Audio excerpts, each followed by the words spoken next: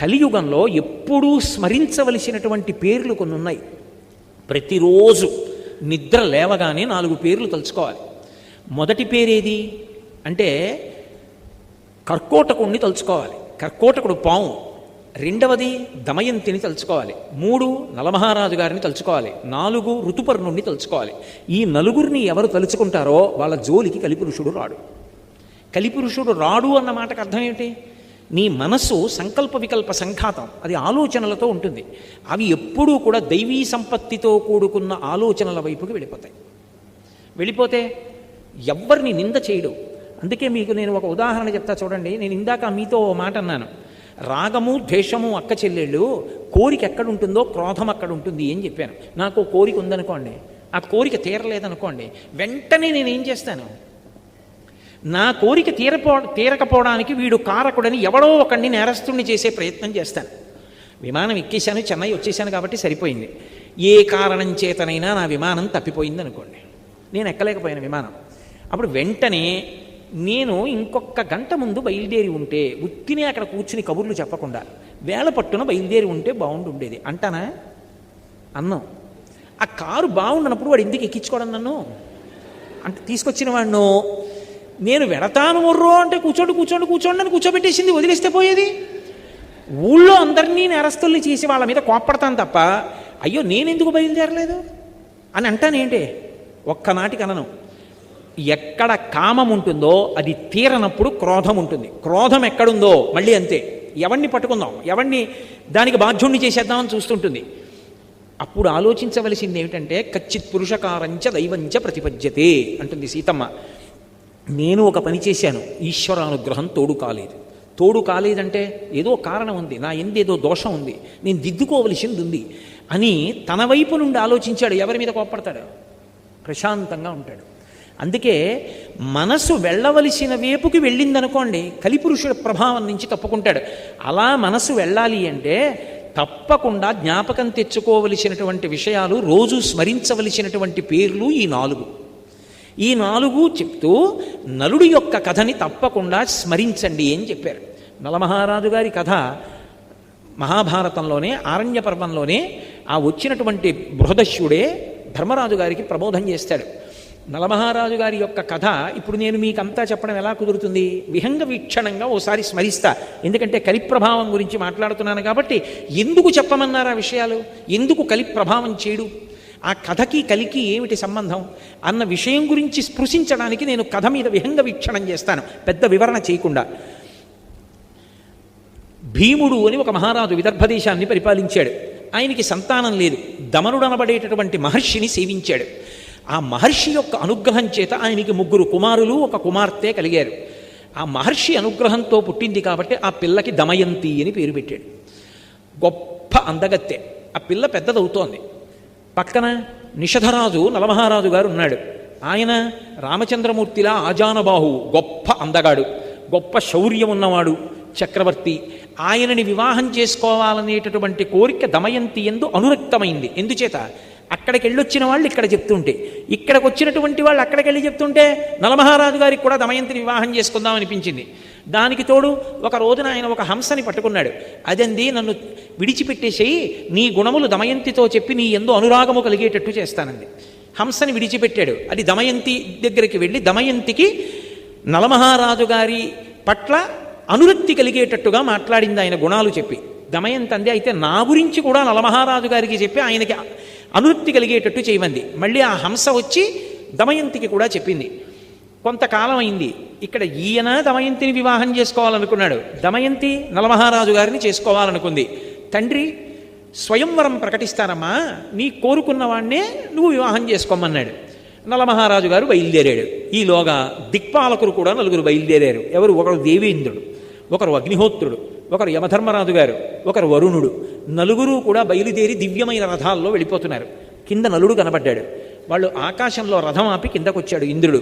నలమహారాజా, దమయంతిని వివాహం చేసుకోవాలని మా 4 అనుకుంటున్నాం, ఎవరిని చేసుకున్నా పర్వాలేదు, నువ్వు వెళ్ళి రాయబారం చెప్పాలి, దమయంతిని మా 4లో ఒకళ్ళని పెళ్లి చేసుకోమని చెప్పన్నాడు. నలమహారాజు తొందరపడి మాటిచ్చాడు, మీరు ఏం చెప్తే ఆ ఉపకారం మీకు చేస్తానన్నాడు. ఇప్పుడు ఎదురొచ్చింది.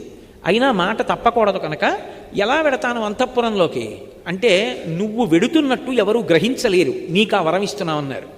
నలుడు తిన్నగా దమయంతి అంతఃపురంలోకి వెళ్ళిపోయి ఆవిడికి కనపడాలని సంకల్పం చేశాడు, కనపడ్డాడు. ఆవిడ వచ్చినవాడు నలుడని గ్రహించింది, పిలిచింది, మాట్లాడింది. ఆయన అన్నాడు, నేను మాట ఇచ్చాను, ఆ నలుగురిలో ఎవరి మెడలోనైనా వరమాల వేయమన్నాడు. ఆవిడంది, నిన్ను తప్ప అన్యులను పతిగా అంగీకరించను, ఎందుకంటే నేను మానసికంగా నీకు భార్యని ఎప్పుడో అయిపోయాను, నిన్నే భర్తగా స్వీకరిస్తాను. నీకు మాట వస్తుందంటే ఒక పని చెయ్యి, వాళ్ళని స్వయంవరానికి రమ్మను, నేను నీ మెడలో మాట వేస్తాను, నువ్వు చెప్పవలసింది చెప్పావు, నేను చేయవలసింది చేస్తాను, ఇప్పుడు నీ తప్పే ఉంది, వాళ్ళని రమ్మను స్వయంవరానికి అంది. నలుడు వెళ్ళి అదే మాట చెప్పాడు. వాళ్ళు నలుగురు కూడా వచ్చాడు. వచ్చిన వాళ్ళు మామూలుగా రాలేదు. నలుడు ఎక్కడ కూర్చున్నాడో పక్క 4 కుర్చీల్లో కూర్చున్నాడు. కూర్చుని నలుడు ఎలా ఉంటాడో అలాగే మారాడు. ఇప్పుడు వరమాల పట్టుకుని దమయంతి వచ్చింది. 5 నలమహారాజులు కనబడ్డారు. ఆవిడ తన భక్తి చేత దేవతల్ని ప్రార్థించింది. నేను నలుడికి మనసిచ్చాను, ఆయనకి భార్యని మానసికంగా, ఆయన ఎవరో కనుక్కొని వరమాల వేయగలిగినటువంటి శక్తి నాకు ఇమ్మంది. వెంటనే వాళ్ళ రూపాలతో వాళ్ళు నిలబడ్డారు. దేవతలకి చెమట పట్టదు, కనురెప్ప పడదు, భూమికి పాదం తగలదు. ఆవిడ గ్రహించింది. భూమికి పాదం తగులుతున్న నలుణ్ణి చూసి మెడలో వరమాల వేసింది. దేవతలు ప్రసన్నులయ్యారు. అమ్మా, ఎంత ధర్మాన్ని పాటించావు తల్లి, అందుకే నీకు వరం ఇస్తున్నావు. ఇంద్రుడు అన్నాడు, నువ్వు ఎక్కడ యజ్ఞం చేసినా నేను వస్తాను. అగ్నిహోత్రుడు అన్నాడు, నువ్వు సంకల్పం చేస్తే నేను వస్తాను. వరుణ్ అన్నాడు, నువ్వు ఉన్న చోట నీటికి లోటు ఉండదు, నువ్వు పిలిస్తే నేను వస్తాను. యమధర్మరాజు గారు అన్నాడు, నీ మనసు ధర్మమునందు ప్రవర్తించుగాక అన్నాడు. నలుగురు ఇంటికి తిరిగి వెళ్ళిపోతున్నారు వాళ్ళ లోకాలకి. కలిపురుషుడు ఎదురొచ్చాడు. కలిపురుషుడిని చూసి వీళ్ళ నలుగురు అడిగారు, నువ్వెక్కడికి వెడుతున్నావు అని అడిగారు. దమయంతిని వివాహం చేసుకోవాలనుకుంటున్నాను, వెడుతున్నాను అన్నాడు. అంటే వాళ్ళన్నారు, దమయంతి స్వయంవరం ఎప్పుడూ అయిపోయింది నలమహారాజు గారితో, ఇప్పుడు నువ్వు వెళ్ళి ఏం చేస్తావు అన్నారు. ఆయన రాశీభూతమైన క్రోధం కలి లోపలికి ఆవహించాడా, మీతో నేను ఇందాక చెప్పానే, ఆలోచన మారుతుందంతే, జీవుణ్ణి పాపభూయిష్టం చేస్తాడు. అందుకని ఆయన అన్నాడు, ఎలా సుఖపడతాడో చూస్తాను. పెళ్లి చేసుకున్నది సుఖపడడానికి కాదు, ఎలా సుఖపడతాడో చూస్తాను. దమయంతిని నలుడితో కలిసి సంతోషంగా ఉండకుండా చేస్తాను అని ఆయన ప్రయత్నాలు ఆయన ప్రారంభం చేశాడు. ఈలోగా నలమహారాజు గారికి దమయంతి యందు ఇంద్రసేనుడు, ఇంద్రసేన అని ఒక కొడుకు కూతురు పుట్టారు. ఆ రోజుల్లో పేర్లు అలా అన్నా చెల్లెలకి ఒకలా ఉండేట్టు పెట్టడం అప్పుడే ప్రారంభమైందిలా ఉంది. ఇంద్రసేనుడు, ఇంద్రసేన అని పేరు పెట్టారు. ఈలోగా కలిపురుషుడు నలమహారాజు గారి యొక్క జ్ఞాతి, పెదనాన్నగారి కొడుకు, ఆయన దగ్గరికి వెళ్ళాడు. వెళ్ళి ఆయన్ని కలుసుకుని, రాజ్యం అంతా నీకు వచ్చేట్టు చేస్తాను, నాతో రమ్మన్నాడు. ద్వాపరుణ్ణి పిలిచాడు, నువ్వు పాచికలలోకి ప్రవేశించు, నేను నలమహారాజులోకి ప్రవేశిస్తాను. నలమహారాజు యందు ధర్మమునందు అనురక్తి తగ్గి ఇతర విషయముల యందు అనురక్తి పెరుగుతుంది, అప్పుడు సర్వనాశనం చేస్తాను, బయలుదేరమన్నాడు. అందరూ బయలుదేరి వచ్చారు. వచ్చిన తరువాత నలమహారాజులోకి ప్రవేశించాలంటే అవకాశం ఏది? ఎందుకు ప్రవేశించలేకపోయాడో అక్కడ చెప్పాడు బృహదశ్యుడు. ఆయన ఎప్పుడూ పుణ్యం గురించి ఆలోచిస్తాడు, పాపమునకు వశుడు కాడు. ఇందాక నేను మీతో మనవి చేయడానికి కారణం అది. ఆయన కోపంతో ఆలోచించాడు, ప్రేమతో ఆలోచిస్తాడు, అందుకు పరిష్కారం ఉంటుంది, తాను శాంతిగా ఉంటాడు.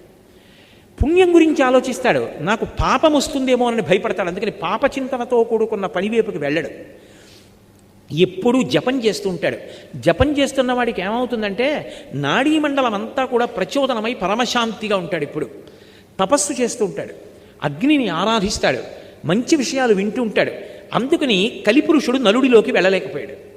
ఎక్కడో అక్కడ దొరకపోతాడా? ఇది పగంటే, ఇది కలిపురుషుడంటే. ఎదురు చూస్తున్నాడు. 2 బిడ్డలు కూడా పుట్టేశారు, అయినా ఎదురు చూస్తూనే ఉన్నాడు. సుఖపడకుండా చేసేయాలి. ఇప్పుడు ఒక రోజున మూత్ర విసర్జన చేసి నలమహారాజు గారు కాళ్ళు కడుక్కోలేదు. ఏదో అత్యవసరమైన పని ఉండి కాళ్ళు కడుక్కోకుండా బయటకు వచ్చాడు. మూత్ర విసర్జన చేసి కాళ్ళు కడుక్కోకపోతే వెంటనే అశౌచం వచ్చేస్తుంది. శమంతకోపాఖ్యానంలో అది చేస్తేనే కదా మరణించాడు ప్రసేనుడు. అందుకని కాళ్ళు కడుక్కోకుండా బయటకు వచ్చాడు. అపవిత్రంగా ఉన్నాడు కాబట్టి కలిపురుషుడు ప్రవేశించాడు. ప్రవేశించగానే ద్వాపరుడు వచ్చి జూదానికి పిలిచాడు. కలిపురుషుడి స్నేహితుడు. జూదమునందు అనురక్తి కలిగి జూదం ఆడదా అంటే వద్దనకూడదు, రాజధర్మం అని వెళ్ళి కూర్చున్నాడు నలమహారాజు. ఎక్కడో అక్కడ ఆపగలిగేవాడు, కానీ కలిపురుషుడు లోపల ప్రవేశించేశాడు. ఎంత తీవ్రంగా ఆడాడంటే దమయంతి ఆ ఊళ్ళో ఉన్నటువంటి ప్రముఖుల్ని తీసుకుని ఎదురుగుండా వచ్చి బిడ్డల్ని పట్టుకుని నించుంది. ఉండడానికి ఇల్లు, తినడానికి తిండి కూడా లేకుండా పోతావు మహారాజా, వద్దు ఆపేయమని. ఆపకుండా ఆడుతూనే ఉన్నాడు, పందెం మీద పందెం వడ్డీ. లోపల కలిపురుషుడు ఉన్నాడు, ఇక దేనికి వినడం. ఆ మూర్ఖత్వం వచ్చేస్తుంది ఆ కలిపురుషుడు పట్టేసుకుంటే. ఆ మూర్ఖత్వంతో ఆడుతున్నాడు. దమయంతి గమనించింది, ఇక ఆపడం ఇది కలిపురుష లక్షణం అని వార్ష్ణేయుడు అని సారథిని పిలిచింది. తన బిడ్డలిద్దరిని రథం ఎక్కించి పుట్టింటికి తీసుకెళ్ళిపోమంది. ఆపద వచ్చేసిందని ఆవిడ కనిపెట్టింది. అన్నీ ఓడిపోయాడు. ఓడిపోయి రాజ్యం తన దయాదికి అప్పచెప్పేసి తాను బయలుదేరి వెళ్ళిపోయాడు అరణ్యాలకి. ఇక్కడ ద్వాపరుడు రాజై ద్వాపరుడితో పాచికలాడాడు కదా, దాయాది రాజై కూర్చున్నాడు.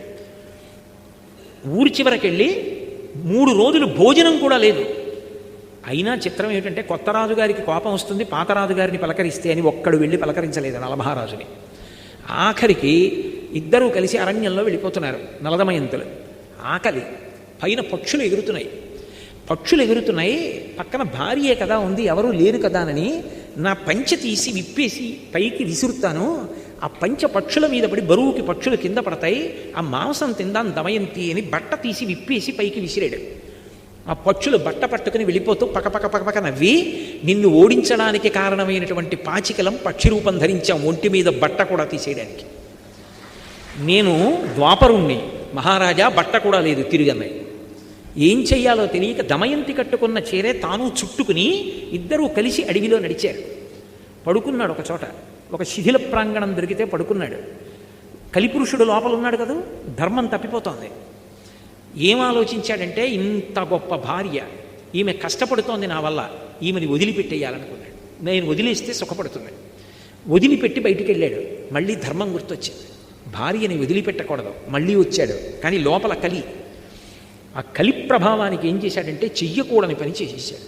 అంత పెద్ద అరణ్యంలో భార్య చీర కొంగు చింపేసి ఒంటికి కట్టుకొని వదిలిపెట్టి వెళ్ళిపోయాడు. పాపం దమయంతి ఉండిపోయింది. అలా వెళ్ళినవాడు నలమహారాజా రక్షించు, నలమహారాజా రక్షించు అని కేకలు వినపడ్డాయి. గబగబా వెళ్ళి చూశాడు. పెద్ద పాము ఒకటి పడుంది. అవతల నుంచి అరణ్యం అంతా కాలిపోయి మంటలు వచ్చేస్తుంటే పాము అంది, మంటల్లో తప్పించుకోలేను, నువ్వే నన్ను ఎలాగోలా తీసుకెళ్ళి ఏదైనా నది ఒడ్డున పడయి, ఒళ్ళు కాలిపోతోంది మహారాజా, నేను కర్కోటకుణ్ణి, మహాసర్పాన్ని, మునిశాపానికి ఇలా పడిపోయాను, ఇప్పుడు కదలలేనంది. చిన్న పాము అయిపోయింది. దాన్ని ఎత్తి పట్టుకుని నది ఒడ్డుకెళ్ళి దింపబోతున్నాడు. 10 అడుగులు ఈ మహారాజా అంది. 10వ అడుగు వేశాడు, టక్కున కరిచింది. అది కర్కోటక విషం. ఆ విషం వల్ల వెంటనే కాళ్ళు చేతులు కురసైపోయి పొట్టివాడైపోయి భయంకరమైన ఆకారాన్ని పొందేశాడు. కర్కోటకుడి వంక తిరిగి అన్నాడు, ఉపకారం చేసిన వాడికి నువ్వు చేసే ఉపకారం ఇదా అన్నాడు. మహారాజా, నేను అపకారం చేయలేదు, నలుడిగా ఎలా తిరుగుతావు ఇంత కష్టంతో, నిన్నిప్పుడు ఎవ్వరూ గుర్తుపట్టరు. ఋతుపర్ణుడి యొక్క రాజ్యానికి వెళ్ళి నీకు అశ్వహృదయం తెలుసు కాబట్టి గుర్రాలు పెంచి పోషించు, వెళ్ళిపోమన్నాడు.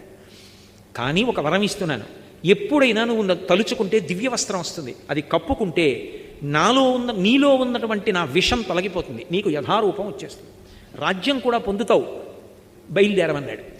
బాహుకుడు అని పేరు పెట్టుకుని నల్లగా పుట్టివాడై ఋతుపర్ణుడి యొక్క రాజ్యానికి వెళ్ళిపోయాడు. పాపం దమయంతి నిద్ర లేచింది, భర్త లేడు, ఒక్కత్తి కీకారుణ్యం, కాకులు కూడా దూరని అరణ్యం తిరుగుతోంది. ఇంతలో ఎట్నుంచో ఒక పెద్ద కొండచిలవ వచ్చి పట్టుకుంది ఆవిడ. ఇక కొండచిలవ ఆవిడ్ని గ్రసించబోతుండగా ఓ కిరాతుడు వచ్చి కొండచిలవని సంహరించి ఈవిడ్ని కాపాడాడు. స్నానం చేసి వచ్చి సేద తీరింది. ఆవిడికి పళ్ళు తేనె ఇచ్చాడు, తింది. అంతలో అతని యందు పుట్టకూడని కోరిక పుట్టింది. ఆమెని భార్యగా స్వీకరిస్తానని ఆమె యొక్క పొందు కోరాడు. వెంటనే ఆమె, నేను మహాపతివ్రతనైతే వీడు నిలువున దగ్ధమగుగాక అంది. ఆ కిరాతుడు మరణించాడు. ఆ తల్లి వెతుక్కుంటూ వెడుతుంటే వర్తక బృందం కనపడింది. అమ్మయ్య కనపడ్డారు కదా అని, మహాప్రభో నేను నలుడి భార్యని దమయంతిని, కష్టాల్లో ఉన్నాను, నలుడిని చూశారా అని అడిగింది. ఈ అరణ్యంలో పులులు చూసాం, సింహాలు చూసాం, నలుడిని చూడలేదమ్మా, ఇక్కడ ఒక్కదానివి ఆడదాని ఉండకూడదు, మాతో వచ్చేసి మేము చీది రాజ్యానికి వెడుతున్నాము అన్నారు. అక్కడ సుబాహుపురం అని ఉంది, అక్కడికి వెడతామన్నారు. సరేనండి. వెడుతుంటే ఏనుగుల గుంపు వచ్చి అందరినీ చంపేసింది వర్తకుల్ని. ఆవిడంది, విధి అంటే ఇంత విచిత్రంగా ఉంటుంది, చచ్చిపోవాలనుకున్న నన్ను ఏనుగులు వదిలేశాయి, నా అంత నేను చచ్చిపోకూడదు, ఆత్మహత్య దోషం, ఏనుగు చంపేస్తే గొడవ వదిలిపోను, నా జోలికి రాలేదు, బతుకుదాం అనుకున్న వాళ్ళని చంపేశాయి. ఎవరో 1-2 బ్రాహ్మణులు మిగిలేరు, వాళ్ళతో కలిసి సుబాహుపురం వెళ్ళింది. ఆ వీధిలో ఆకలితో ఏడుస్తూ నడుస్తోంది. కలి ప్రభావం, అన్ని కష్టాలు పడాలి. ఇస్తుంటే రాజమాత చూసింది పైనుంచి. ఎవరు చంద్రబింబల్లా ఉంది ఆ పిల్లని పిలిపించింది. ఏమమ్మా, నిన్ను చూస్తే రాచపుత్ర స్త్రీలా ఉన్నావు, ఇంత కష్టంలో ఉన్నావు, నా అంతఃపురంలో ఉండమంది. నిన్ను చూస్తే నాకు ఎందుకో మనసు స్పందిస్తోంది, ఏదో బంధుత్వం ఉందనిపిస్తోంది, నా దగ్గర ఉండండి. అమ్మా, నేను సైరింధ్రీ కార్యాలు చేయను, పరపురుషుల దగ్గరికి వెళ్ళను, ఇతర కాళ్ళు పట్టను, ఎంగిలి తినను, అలా అయితే ఉంటానంది. సరే ఉండమంది ఆవిడ. రాజమాత అంతఃపురంలో ఉంటోంది. పాపం అక్కడ నలుడు ఋతుపర్ణుడు ఒక మహారాజు. ఆ ఋతుపర్ణుడి యొక్క సేవలో అశ్వహృదయం తెలుసున్నవాడు కాబట్టి లొంగని గుర్రాల్ని లొంగ తీసుకుని రథచోదనం చేస్తూ బతుకుతున్నాడు. అలా బతుకుతుంటే ఇక్కడ ఎన్నాళ్ళు ఉంటుంది ఈవిడిలా పాపం. ఒకనాడు తండ్రి భీమకుడికి ఆలోచన వచ్చింది. భీముడికి నా కూతురు ఎక్కడుందో వెతికి పట్టరమ్మని బ్రాహ్మణుల సమూహాల్ని పంపాడు. అందులో ఒక సుదేవుడు అనబడేటటువంటి బ్రాహ్మణుడు ఈ పురానికి వచ్చాడు, సుబాహుపురానికి వచ్చి అంతఃపురంలో దమయంతిని కనిపెట్టాడు. అమ్మ, ఆవిడ కనుబొమల మధ్యలో ఒక పుట్టుమచ్చ ఉంది, అది చతుర్ముఖ బ్రహ్మగారు సృష్టిలో ఆవిడికి మాత్రమే పెట్టాడు. ఆవిడ దమయంతి, మహాపతివ్రత, నలమహారాజు ఇల్లాలు, కష్టాలలో ఉండి ఇక్కడ ఉందమ్మా అన్నాడు. దమయంతికి నీళ్ళిచ్చి ముఖం కడుక్కోమన్నారు. కనిపెట్టారు, అవును మహాతల్లి మహాపతివ్రత దమయంతి అని. అప్పుడు ఆ రాజమాత చెప్పింది, అయ్యో తల్లి, నిన్ను చూస్తే నా హృదయం ఎందుకు స్పందించిందో అర్థమవుతోంది. నీ తల్లి నేను అక్క చెల్లెళ్ళాం కాబట్టి నువ్వు నాకు కూతురు అవుతావు అంది. పుట్టింటికి ఎడతానంది, బయలుదేరింది, పుట్టింటికి వెళ్ళిపోయింది. ఇక్కడ నలుడు సృష్టిలో ఎవరూ గుర్తుపట్టలేరు. అంత మరుగుజ్జు వాడిపోయి కాళ్ళు చేతులు వంకర్లు తిరిగిపోయి ఉన్నాడు. చిత్రనలీయంలో అంటాడు కవి, భయద కోదండ ఖడ్గముల్ పట్టు వీరుడు గరిటయూ క్రొవియూ పట్టెనీడు విపుల కేసరి నక్కట పిల్లి చేసే అధమ విధమున ఇట్టిదే విధికృతంబు అంటాడు. కోదండాలు ఖడ్గాలు పట్టుకుని యుద్ధం చెయ్యవలసినటువంటి వాడు వంటశాలలో కూర్చుని వంటలు చేస్తున్నాడు నలుడు. ఆయనకి గుర్రాలని పెంచడం తెలుసు, వంటలు చేయడం తెలుసు. అందుకే నలభీమ పాకం అంటుంటారు. వంట చేసి పెడుతున్నాడు మహారాజుకి. సరే, కాలం గడిచిపోయింది. ఆ వార్ష్ణేయుడు అంటే ఆ పిల్లలిద్దరినీ పుట్టింట్లో దింపేసినటువంటి సారథి నలుడితోటే ఉన్నాడు. కానీ ఆయనకి తెలియదు బాహుకుడే నలుడని.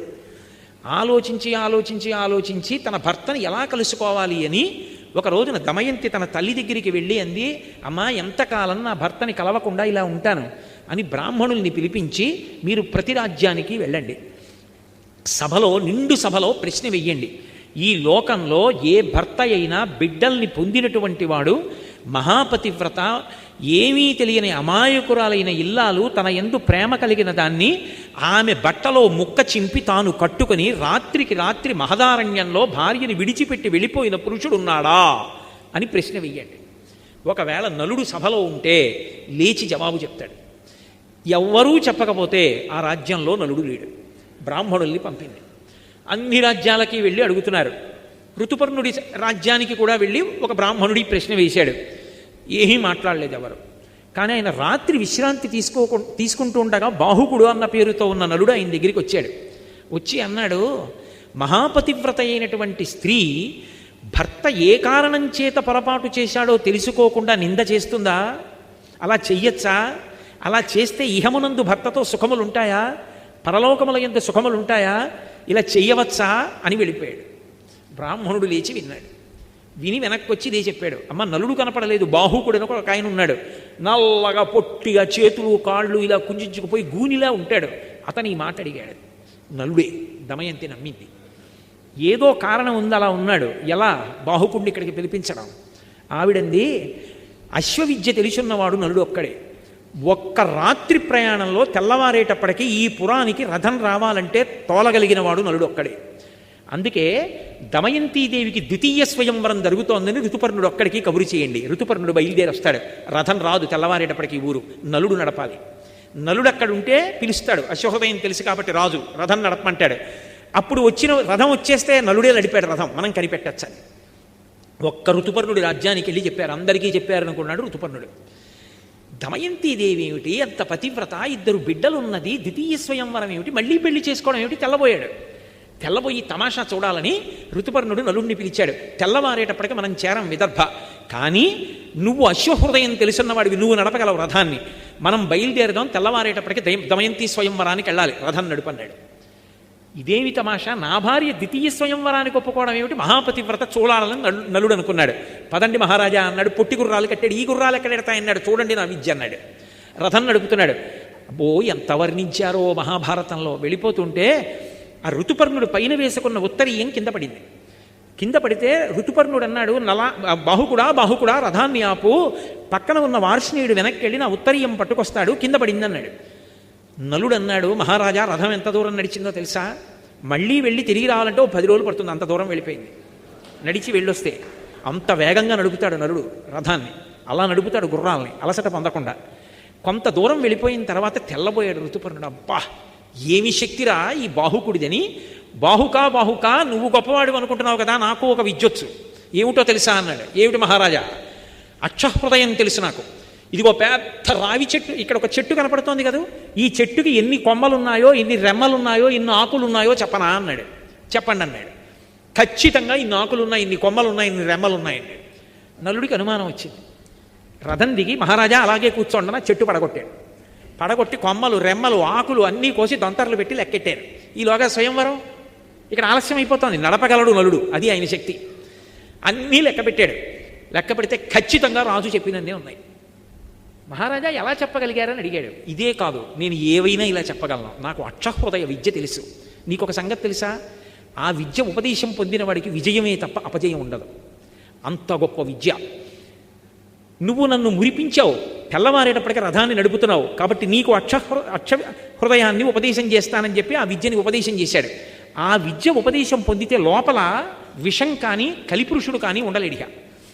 ఆయన ఎప్పుడైతే ఆ విద్య ఉపదేశం పొందాడో నలుడు, కలిపురుషుడు బయటపడిపోయాడు. మహారాజా నిన్ను కష్టాలు పట్టినవాడిని నేనే. ఒకప్పుడు స్వయంవరానికి వస్తుంటే స్వయంవరం అయిపోయిందని నీలో ప్రవేశించి పాచికలాడించి బాధపెట్టాను, నన్ను మన్నించన్నాడు. నలుడు కత్తి తీసి నిన్ను చంపేస్తానన్నాడు. అంటే నన్నెందుకు చంపుతావు? కర్కోటకుడు నిన్ను కరిచినప్పటి నుంచి చస్తూనే ఉన్నాను, లోపల విషం వేడికి కాలిపోతున్నాను, ఇన్నాళ్ళకి బయటపడి బతికాను, నన్ను వదిలిపెట్టేసాయి, ఇక నేను నీ జోలికి రాను, ప్రమాణం చేస్తున్నానన్నాడు. మరి ఎక్కడుంటావన్నాడు. ఇదిగో విభాతక వృక్షం అంటే తాండ్ర చెట్టు, దాన్ని ఆవహించి ఉంటానన్నాడు. అందుకే ఇప్పటికే ఎవరు తాండ్ర కర్ర కానీ తాండ్ర చెట్టు కిందకి వెళ్ళడం కానీ తాండ్ర చెట్టు ఎక్కడం కానీ చేయరు. కలిపురుషుడు ఆవహించి ఉంటాడు దాన్ని. నేను ఈ తాండ్ర చెట్టును ఆవహించాడు. మహారాజు వెళ్ళిపోయాడు స్వయంవరానికి. ఎవరు లేరు, ఈయన ఒక్కడు తప్ప. తెల్లబోయాడు, ఇదేమిటి స్వయంవరం అన్నారు, నన్ను ఒక్కడనే పిలిపించారని. బాహుకుడు కూర్చున్నాడు. కేశిని అని దమయంతి యొక్క చెలికెత్తే పిల్లలిద్దరినీ తీసుకెళ్ళింది. ఎంత మారు వేషంలో ఉంటే మాత్రం పిల్లల్ని చూస్తే తండ్రి హృదయం ఆగుతుందా? ఎత్తుకుని ఇద్దరిని రెండు తొడల మీద కూర్చోబెట్టుకుని ముద్దులాడి మురిపాలతో పొంగిపోయాడు. కేశిని గమనిస్తోంది. గభాలను దింపేసి, మహారాజు బిడ్డలు, నేను ముద్దులాడకూడదు మాట్లాడకూడదు, కానీ నా బిడ్డలు గుర్తొచ్చారు, ఏమనుకోక ఇంకెప్పుడు ఇటు రాకు అని చెప్పి పంపించేశాడు. ఆవిడ వెళ్ళి దమయంతీదేవికి చెప్పింది. ఆవిడ గుర్తుపట్టింది, నలుడే బాహుకుడి రూపంలో ఉన్నాడని. పిలిపించింది. ఎదురుగుండా నిలబడి మళ్ళీ ఇదే ప్రశ్నేసింది. అరణ్యంలో ఒక్కతే నిద్రపోతున్నప్పుడు చీర కొంగు చింపి భర్త కట్టుకుని భార్యని విడిచిపెట్టి ఒక్కదాన్ని అరణ్యంలో వదిలేసి వెళ్ళిపోయినవాడు ధర్మాత్ముడా చెప్పు బాహుకా.